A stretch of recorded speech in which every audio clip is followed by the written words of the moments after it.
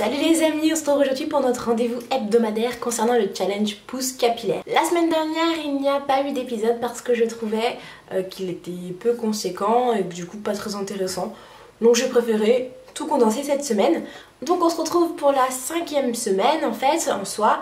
On a déjà passé plus d'un mois ensemble à faire ce challenge. Je trouve que c'est toujours sympa de se retrouver toute cette semaine là et de voir tous vos commentaires sous la vidéo. N'hésitez pas à continuer 1000 fois à le faire, c'est super. Bref, 3 parties comme d'habitude, une mesure, une retour d'expérience et une où je mets en valeur votre commentaire.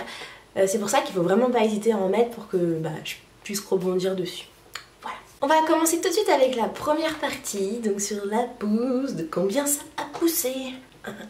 Et c'est là où vous pouvez voir et comprendre mon guess de ma miniature, c'est qu'en fait mes cheveux ont vraiment bien poussé. C'est vrai que j'ai pas vraiment d'objectif que je me suis fixé comme la dernière fois, donc je suis contente dans tous les cas.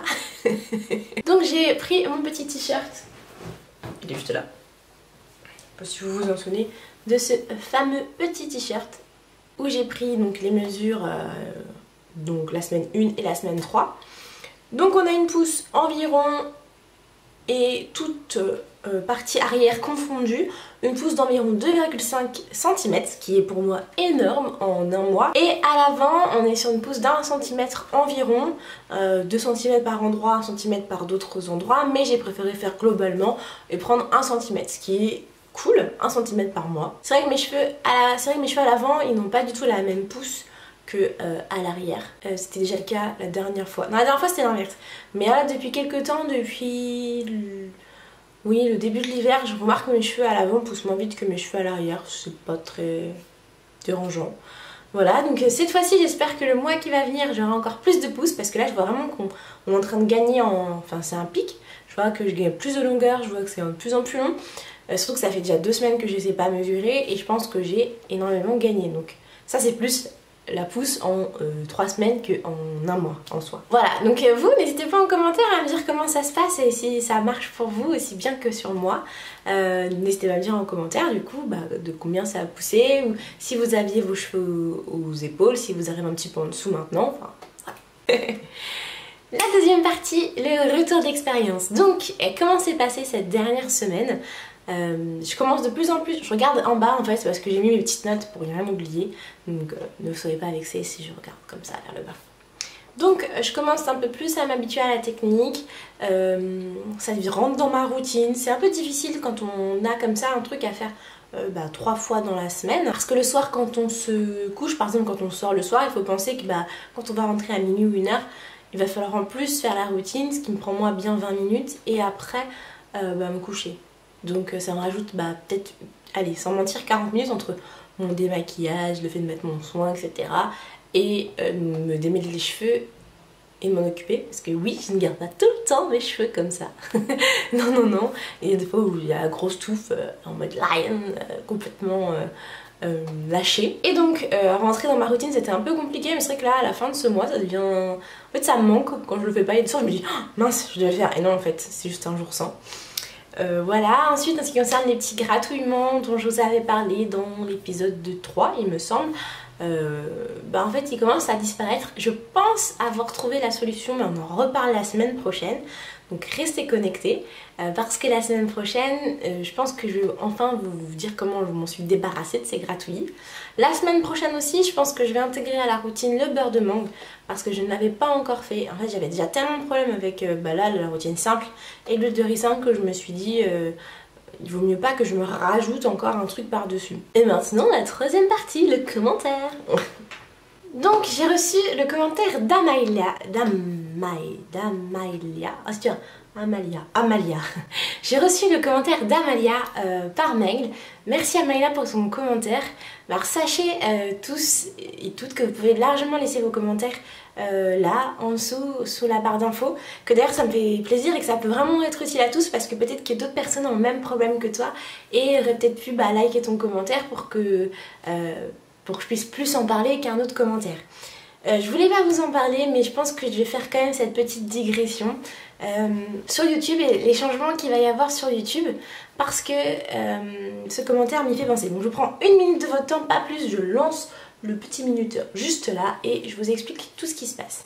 Donc sur YouTube, là il y a quelques temps, j'ai reçu un mail de YouTube disant que je n'allais plus faire partie du programme YouTube Partner parce que ma chaîne est considérée comme trop petite. Et je vous avoue que moi ça m'a plutôt touchée parce que j'adore notre petite communauté qui est très sympathique et j'adore continuer à partager avec vous et à partager tout ça, tout ce qu'on partage ensemble, à vous répondre, à vous divulguer des petits conseils, à vous donner des petites astuces comme je le fais avec mes copines et que je le fais avec vous. Tout simplement. J'aime aussi beaucoup YouTube parce que dans ce sens là, moi ça peut me permettre en tout cas de prouver et de développer ma créativité. Et j'adore ce que je fais, vraiment, j'adore tout ça, j'adore même quand je fais mes covers, etc. J'adore tout ce qui est trait en tout cas à l'art. Et en fait, le fait que YouTube m'envoie ce mail à un moment où d'ailleurs j'étais en train de vous tourner la vidéo sur les lookbooks. Et c'est vrai que c'est une vidéo qui moi m'a demandé énormément de temps. C'est vrai que c'est une demande que vous m'avez faite et que j'avais envie aussi, pas que de me faire plaisir sur cette chaîne mais aussi de vous faire plaisir. Donc voilà, donc ça m'a vraiment peiné. Et en fait, si vous laissez vos commentaires, vous me les envoyez par mail, moi j'adore échanger avec vous. Donc moi ça me pose aucun souci, je suis hyper... on peut me contacter assez facilement en fait, je suis quelqu'un d'assez proche de vous. Et recevoir ce mail ça m'a assez peiné parce qu'en fait YouTube m'a reproché de ne pas avoir assez de commentaires et pas avoir assez de likes pour pouvoir continuer dans ce programme YouTube Partner. Pas que, parce qu'il fallait avoir 1000 abonnés et avoir aussi plus de 4000 vues par mois. Ce que moi je n'ai pas, j'ai environ 3800 vues, quelque chose comme ça. Mais voilà, je n'atteins pas ni les 4000 ni d'avoir ensemble les 1000 abonnés. C'est les deux qu'il faut pour adhérer au programme YouTube Partner. Qu'est-ce que vous allez me dire, mais qu'est-ce que ça change pour moi? Eh ben, plus que la démonétisation, parce que c'est ça qui est inclus dans le programme YouTube Partner, il y a aussi des petites choses sur lesquelles je ne pourrai plus accéder et du coup, je ne pourrai plus avoir les petites choses que vous pouvez retrouver sur les très grosses chaînes et qui vous font kiffer.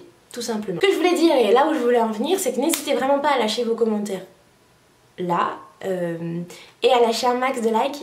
En tout cas si vous me soutenez, déjà rien que pour ça là dans cette vidéo, si vous me soutenez parce que moi ça me demande vraiment beaucoup de temps et comme je vous disais, donc la vidéo de lookbook elle m'a demandé sans mentir une quinzaine d'heures de montage et plus de 3 jours de tournage. Donc pour moi c'est quelque chose qui m'a demandé beaucoup, qui m'a fait plaisir de le faire, il n'y a pas de souci, mais en fait c'est plutôt la réaction de YouTube qui m'a peiné de me dire que ma chaîne était trop petite pour avoir un intérêt pour eux. Parenthèse fermée, je pense que j'ai largement dépassé la minute.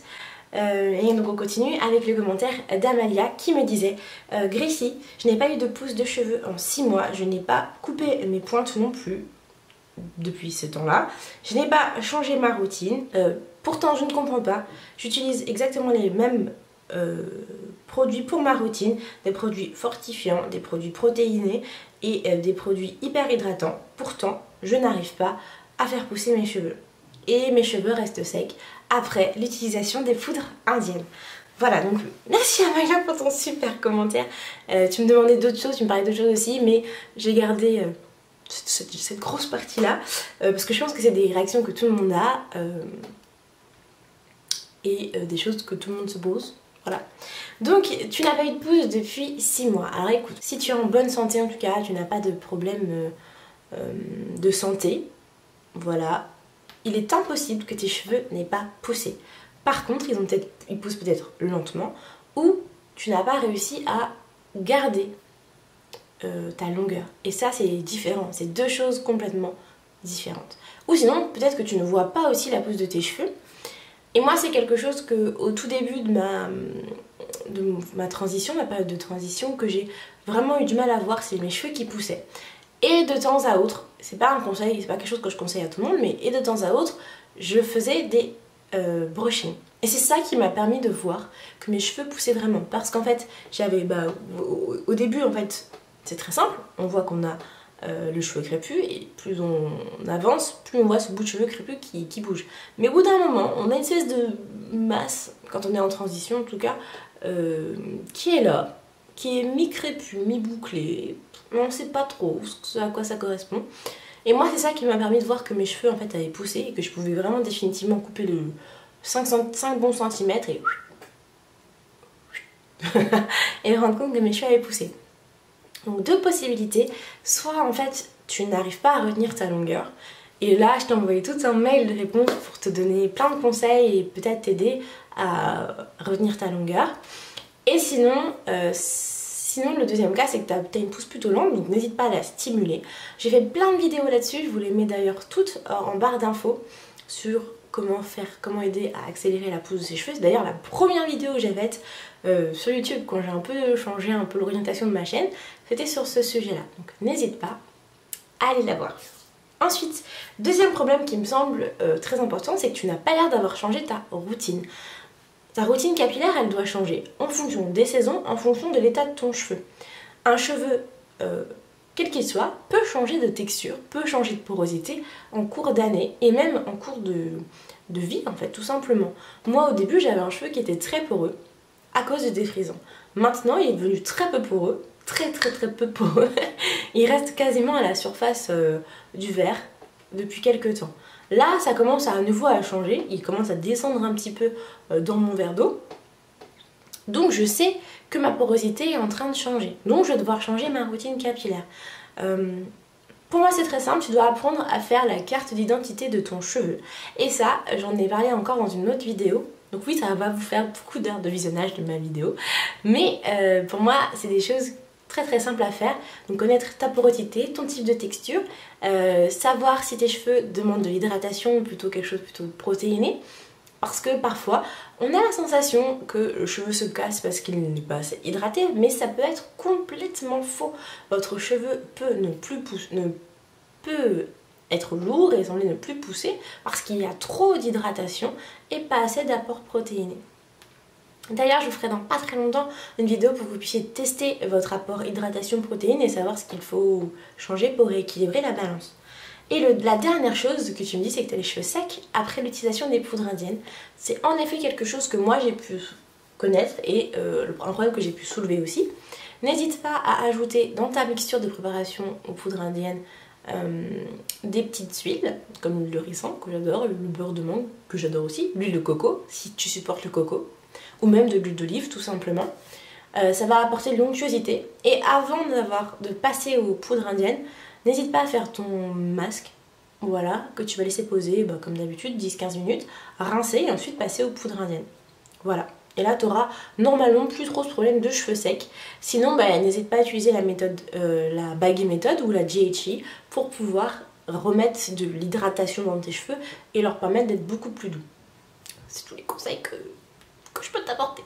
Voilà. Donc voilà, c'est tout pour aujourd'hui. On se retrouve la semaine prochaine pour le point sur les gratouillis et sur le beurre de mangue. Les deux, je n'oublie rien. Sinon vous n'hésitez pas à me laisser vos mesures, vos commentaires et on se retrouve très vite pour une prochaine vidéo.